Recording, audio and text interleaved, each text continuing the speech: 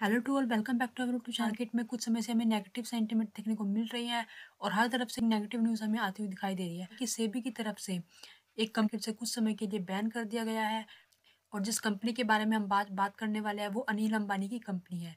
कि जिस कंपनी के बारे में हम बातचीत करने वाले हैं उसका नाम है रिलायंस होम फाइनेंस लिमिटेड। चलिए उससे पहले हम एक बार कंपनी की थोड़ी डिटेल समझने की कोशिश करते हैं।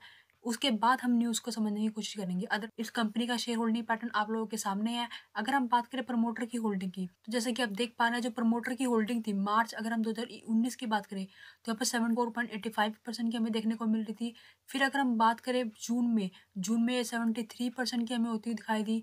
और अगर हम बात करें यहीं पर दिसंबर 2019 में तो हमें 69% की होती हुई दिखाई दी है। और वहीं अगर हम मार्च 2020 में बात करें तो हमें 49% की होती हुई दिखाई दी है। तो अब देख पा रहे हैं एक साल में ही हमें अपनी होल्डिंग को यहाँ पर कम करते हुए हमें दिखाई दे रहे हैं। तो देखिए प्रमोटर की होल्डिंग आप देख पा रहे हैं कि इन्होंने पिछले 2 साल में पर अपनी होल्डिंग को काफ़ी कम कर लिया है। वहीं अगर हम एफआईआई की होल्डिंग की बात करें तो मार्च 2019 में जो एफआईआई की होल्डिंग थी 5.66% की थी। अगर हम बात करें फिर सितंबर 2019 में बात करें तो ये 3.96 की हुई थी। मार्च 2020 की बात करें तो हमें 2.5% की हमें देखने को मिल रही है। तो अब देख पा रहे हैं एफआईआई भी अपनी होल्डिंग को लगातार से यहाँ पर डिक्रीज ही करते हुए हमें नजर आ रहे हैं।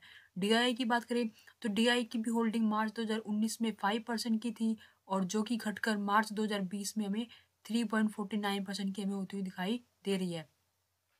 वहीं अगर हम गवर्नमेंट की बात करें, गवर्नमेंट की होल्डिंग इसमें ना के बराबर ही है। अगर हम पब्लिक की बात करें तो पब्लिक की होल्डिंग आप देख पा रहे हैं पहले मार्च 2019 में जो थी 14% की थी।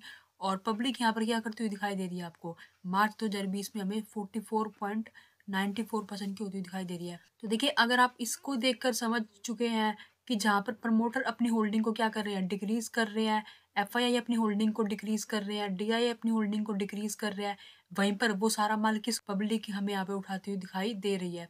तो आप इससे क्या अनुमान लगाना चाहेंगे? मेरा आपसे क्वेश्चन है कि आप इस प्रमोटर की होल्डिंग को देखकर क्या अनुमान लगाना चाहेंगे? आप मुझे कमेंट सेक्शन में जरूर बताइएगा। वहीं अगर हम इसके फंडामेंटल बात करें, टोटल रेवेन्यू आप देख सकते हैं 1688 करोड़ का यहाँ पे रेवेन्यू था। 2019 में ये बढ़कर 2000 करोड़ का रेवेन्यू हो गया था। 2020 में फिर से ये कम होकर 1602 करोड़ का हो गया और 2021 में ये कम होकर आधे के बराबर आ गई 840 करोड़ का रह गया था। नेट इनकम की बात करें तो नेट इनकम भी आप देख सकते हैं 2018 में जब रेवेन्यू इसका 1600 करोड़ का था तब इसकी टोटल इनकम की 167 करोड़ की हमें यहाँ पे देखने को मिल रही थी। 2019 में बात करें तो ये हमें यहाँ पर रिड्यूस होकर 67 करोड़ की हमें यहाँ पर देखने को मिल रही है। वहीं अगर 2020 में बात करें तो 2020 में हमें ये लॉस में जाती हुई दिखाई दी थी और इसका लॉस हमें 375 करोड़ का हमें देखने को मिला। और अब 2021 की बात करें तो 2021 में ये लॉस बढ़कर हमें 1519 करोड़ का हमें यहाँ पर लॉस होता हुआ दिखाई दे रहा है। तो आप देख पा रहे हैं कंपनी किस तरीके से काम कर रही है। कंपनी के रिवेन्यू में हमें कमी आती हुई दिखाई दे रही है, वहीं से कंपनी हमें लॉस की तरफ और ज़्यादा बढ़ती हुई दिखाई दे रही है। जो प्रमोटर है, डीआई इंस्टीट्यूशन है, वो अपनी होल्डिंग को बेच कर निकल रहे हैं और वो सारा का सारा माल कौन उठा रहा है वहाँ पर, वो सारा का सारा माल रिटेलर भरते हुए हमें नजर आ रहे हैं।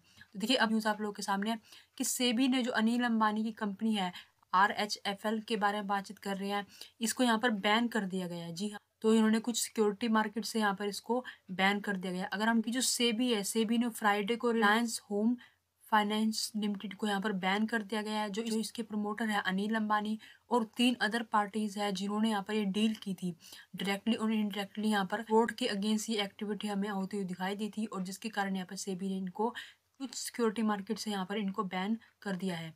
जी पर ये डाइवर्जन ऑफ फंड का मामला हमें यहाँ पे आता हुआ दिखाई दे रहा है। जो इनकी बुक्स थी उसमें मिस रिप्रेजेंटेशन पाई गई थी कि ये फंड को इधर उधर कर रहे थे और बुक में भी इनकी जो डेटा थी वो सही से रिप्रेजेंट नहीं किए हुए थे। तो इस कारण से यहाँ पर सेबी ने इनको यहाँ पर बैन करते हुए हमें दिखाई दे रही है। RHFL का चार्ट आप लोगों के सामने है। देखिए अब आपको इससे क्या पता चलता है कि जो हमारे रिटेलर इन्वेस्टर है वो किस तरीके से बाय करते हैं, किस तरीके से इन्वेस्टमेंट करते हैं। अगर हम बात करें स्टॉक में, थोड़ा पीछे जाके बात करें तो ये हमें अपर सर्किट लगता हुआ दिखाई दिया। और जहाँ पर क्या हुआ, जहाँ पर रिटेल निवेशक क्या करते हैं, अपर सर्किट को देखकर, लो प्राइस को देखकर, पैनिक स्टॉक को देखकर बाय करने लग जाते हैं। और वहीं पर क्या होता है, अगर हम बात करें तो ये हिडन चीज़ें हैं जो एफआईआई की प्रमोटर की होल्डिंग कैसी है, कौन इंक्रीज कर रहा है, कौन डिक्रीज कर रहा है। डेफिनेटली ये हमें अपने स्टॉक में जिसमें बाय करते हैं हमें उसको चेक करते रहना चाहिए। उसके बाद आप देख पा रहे हैं किस तरीके से प्रमोटर और डीआई होल्डिंग को बेचकर निकलते जाते हैं और वहीं पर क्या करते हैं, रिटेल निवेशक अपने माल को इंक्रीज करते रहते हैं। और अब आप देख पा रहे हैं कि अब हमें इसमें ये लोअर सर्किट लगता हुआ दिखाई दे रहा है। और अगर हम बात करें जो 12 जनवरी 2024 को जो उसने हाई बनाया था ₹6.75 का बनाया था, तो अब हमें इसका प्राइस ₹4.90 हमें देखने को मिल रहा है। ठीक है जी। तो देखिए मेरा इस वीडियो बनाने का मतलब आपको किसी तरह की बाइंग की राय नहीं देना था। मेरा इस वीडियो का मतलब था कि जब आप स्टॉक बाय करते हैं तो आप उसके अंदर शेयर होल्डिंग पैटर्न को देखना चाहिए कि कौन इसमें अपनी शेयर होल्डिंग को इंक्रीज़ कर रहा है, कौन डिक्रीज़ कर रहा है, उसकी फाइनेंशियल स्टेटमेंट कैसी है, कंपनी हमें किस तरीके से कामकाज करती हुई दिखाई दे रही है। किसी कंपनी में अगर प्रमोटर अपनी हिस्सेदारी को कम कर रहे हैं, तो उसका मतलब हमेशा ये नहीं होता कि वो कंपनी खराब है, नहीं। हमें साथ में ये भी देखना है कि क्या वहाँ पर एफआई, डीआई उस होल्डिंग को बाय कर रहे हैं या नहीं कर रहे हैं। अगर वो भी अपनी पोज़ीशन को डिक्रीज़ कर रहे हैं, प्रमोटर भी अपनी पोज़ीशन को डिक्रीज़ कर रहे हैं, तो वो सारा पैसा किसके गले में उतारा जा रहा है? हम वहाँ से कुछ अनुमान लगा सकते हैं कि तो आई होप कि आपको इस वीडियो से इन्फॉर्मेशन मिली होगी कि जब भी आप कोई स्टॉक बाय करते हैं, तो डेफ़िनेटली उसके फंडामेंटल, उसकी शेयर होल्डिंग को चेक करके आपको इसमें इन्वेस्ट करना चाहिए। और आप अगर आपको इस वीडियो से इन्फॉर्मेशन मिली है तो डेफिनेटली मुझे कमेंट सेक्शन में ज़रूर बताइएगा। और अगर आप किसी और स्टॉक पर एनालिसिस चाहते हैं तो डेफिनेटली आप मुझे वो भी कमेंट सेक्शन में बता सकते हैं। अगर आपको वीडियो पसंद आई तो वीडियो को लाइक जरूर कीजिएगा और चैनल पर नए हैं तो इस तरह की जैन और लेटेस्ट अपडेट पाने के लिए चैनल को अभी सब्सक्राइब कर डालिएगा। मिलते हैं नेक्स्ट वीडियो में। Thank you for watching this video.